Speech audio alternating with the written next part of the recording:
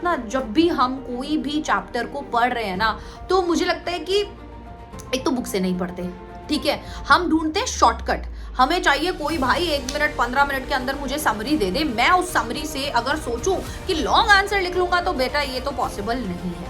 Grammar के अंदर बहुत ज्यादा प्रॉब्लम आता है भाई, मुझे पता है ग्रामर के अंदर बहुत प्रॉब्लम आता है। क्यों आता है? कुछ दिमाग लगाने की जरूरत ही नहीं पड़ेगी, टाइम बचेगा। कंक्लूजन की मैंने फिक्स लाइंस बता दी, उनको लिखो, हर एक में लिखो, सब में आती है वो। मतलब मेरी बात पे तुम्हें ध्यान देना ही पड़ेगा, क्योंकि अगर तुम इंग्लिश के अंदर अच्छा स्कोर करना चाहते हो और तुम ये सोच रहे हो कि बिल्कुल मैं एंड टाइम पे जाके काम कर लूंगा, तो ऐसा नहीं चलेगा। क्योंकि अब आप जानते हो कि सीबीएसई ने अपने लेवल के साथ क्या करा है। मतलब अब जो क्वेश्चंस आते हैं ना, वो आप कर तो लोगे, बट मुझे नहीं लगता कि तुम्हें जितना चाहिए उतना नंबर उसके अंदर मिलेगा। और इंग्लिश एक ऐसा सब्जेक्ट है जहां पर तुम अगर बाकी सब्जेक्ट्स में कम स्कोर कर रहे हो तो अपना परसेंटेज ठीक कर सकते हो इंग्लिश के अंदर अच्छा स्कोर करके।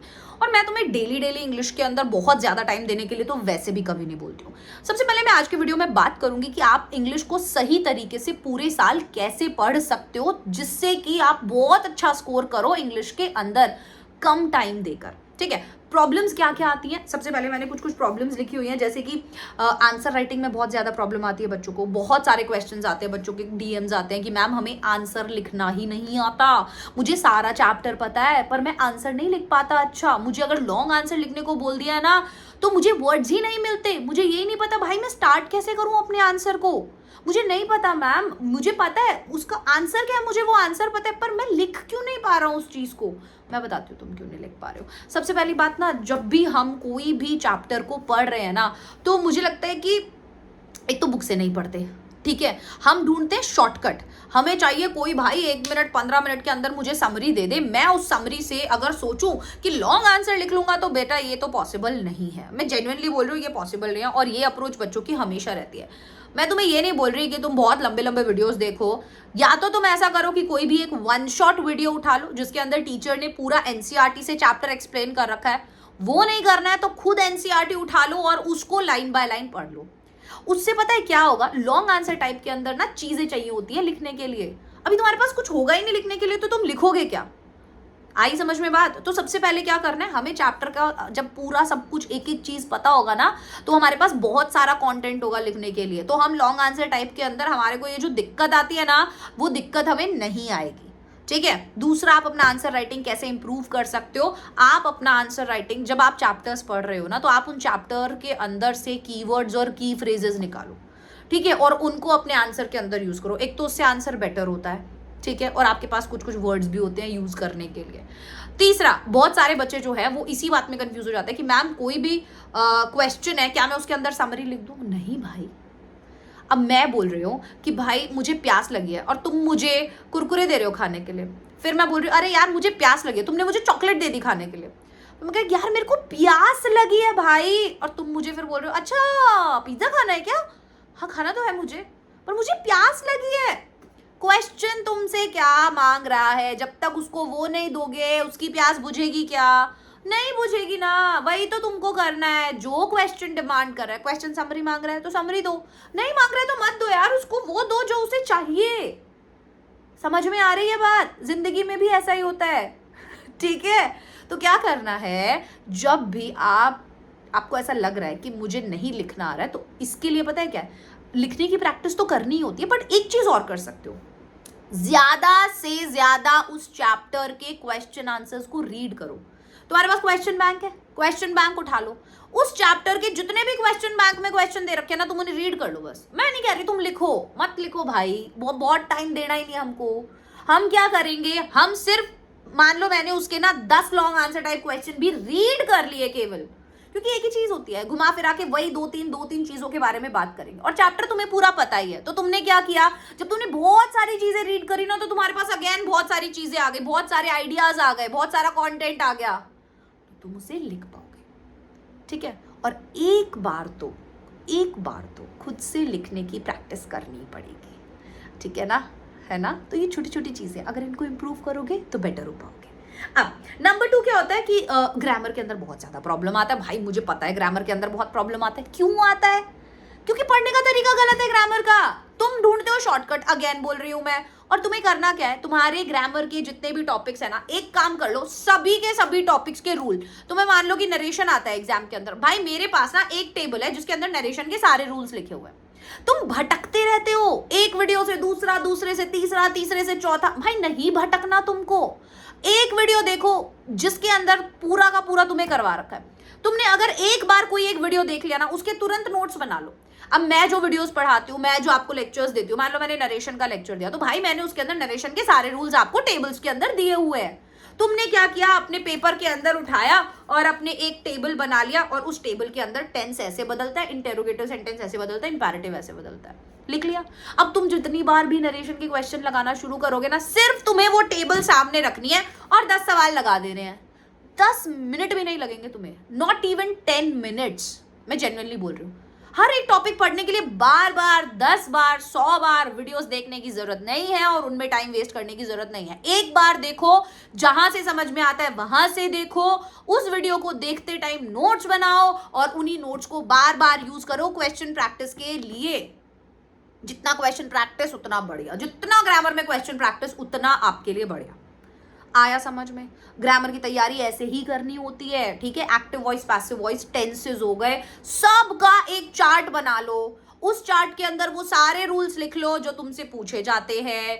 ये नोट्स ही आपको काम आएंगे। फिर उन नोट्स को सामने खोल के रखो और सवाल लगाओ, तुम्हारा एकदम काम आसान हो जाएगा। उसके बाद मैं बात करूंगी कि भाई राइटिंग सेक्शन के बारे में। राइटिंग सेक्शन में ज्यादा टॉपिक तो पूछते नहीं, 2 टॉपिक आते, एक लेटर राइटिंग आता है और आपका एक एनालिटिकल पैराग्राफ जैसे क्वेश्चंस आते हैं, या कुछ बच्चों के डायरी एंट्री टाइप के क्वेश्चन आते हैं। क्या प्रॉब्लम है? सिर्फ और सिर्फ अगर आप मेरी वीडियोस देखोगे ना, मैंने जेन्युइनली बच्चों को फिक्स्ड लाइंस भी बताई हुई है कि भाई तुझे लेटर टू एडिटर लिखना है ना, तेरे को 100 वर्ड्स का लिखना है, 60 वर्ड्स मैं बता रही हूँ तेरे को, 40 तो लिख पाएगा। 100 वर्ड्स का लिखना है, 100 से 120 वर्ड्स का, 60 वर्ड्स मैं बता रही हूँ। ऐसे वीडियोस देखो जो तुम्हारी हेल्प करे, तुम्हारा टाइम बचाए। भाई तुम्हारा टाइम बचाना बहुत जरूरी है। इंग्लिश का पेपर लेंथी आता है, छूट जाता है बच्चों का। अब मुझे पता है लेटर टू एडिटर का मुझे पूरा फॉर्मेट पता है, तो मैंने क्या किया, अच्छे से उसका फॉर्मेट देख लिया, फॉर्मेट का भी नंबर मिलता है, ठीक है। दूसरी बात क्या करी मैंने, मुझे कुछ स्टार्टिंग की बॉडी वाले पार्ट की ना फिक्स लाइन पता है, मुझे पैराग्राफ 1 की फिक्स्ड लाइंस पता है। लेटर टू एडिटर के अंदर पैराग्राफ 1 की पूरी फिक्स्ड लाइन बताई है, हर लेटर टू एडिटर में लिख सकते हो, कुछ दिमाग लगाने की जरूरत ही नहीं पड़ेगी, टाइम बचेगा। कंक्लूजन की मैंने फिक्स्ड लाइंस बता दी, उनको लिखो, हर एक में लिखो, सब में आती है वो, बस बीच में 3 से 4 प्रॉब्लम तुम्हें लिखनी है। अब कितना टाइम बच गया तुम्हारा, नहीं सोचना पड़ा कैसे शुरू करूं, कैसे खत्म करूं, क्वेश्चन क्या दे दिया, नहीं भाई, नहीं करना पड़ा। ऐसे तैयारी करनी है, ऐसे वीडियोस देखो जहां पे ऐसे टिप्स और ट्रिक्स बताए जा रहे हैं जो तुम्हारा टाइम बचा रहे हैं। ऐसे शुरू करना है, ये वर्ड्स यूज करने हैं, ऐसे करना है, सब कुछ वैसे ही चलेगा। आया समझ में? क्लियर हो गया। अब उसके बाद क्या आ जाता है, रीडिंग सेक्शन। रीडिंग सेक्शन के अंदर सबसे बड़ा ब्लंडर, प्रैक्टिस करेंगे ना, पता कैसे करेंगे, प्रैक्टिस करेंगे बिना टाइम लगाए। भाई कोई एक अनसीन पैसेज उठा ले, 1.5 घंटे तक उसको ही सॉल्व कर रहे हैं, आपका कौन सा अनसीन पैसेज है 1.5 घंटे तक तुम लगातार करे जा रहे हो। नहीं भाई, टाइमर लगा के अनसीन पैसेज को सॉल्व करो। और अब लेवल अच्छा खासा आता है अनसीन पैसेज का, तुम ये नहीं सोच सकते कि बहुत इजी आपको अनसीन पैसेजेस दे देंगे।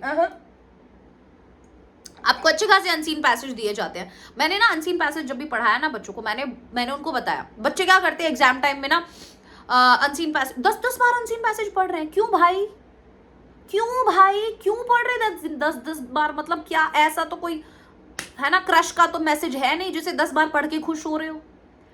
अनसीन पैसेज है ना, नंबर मिलेंगे ना उससे, टाइम बचाना है ना, तो टाइमर लगा के सॉल्व करो ना यार।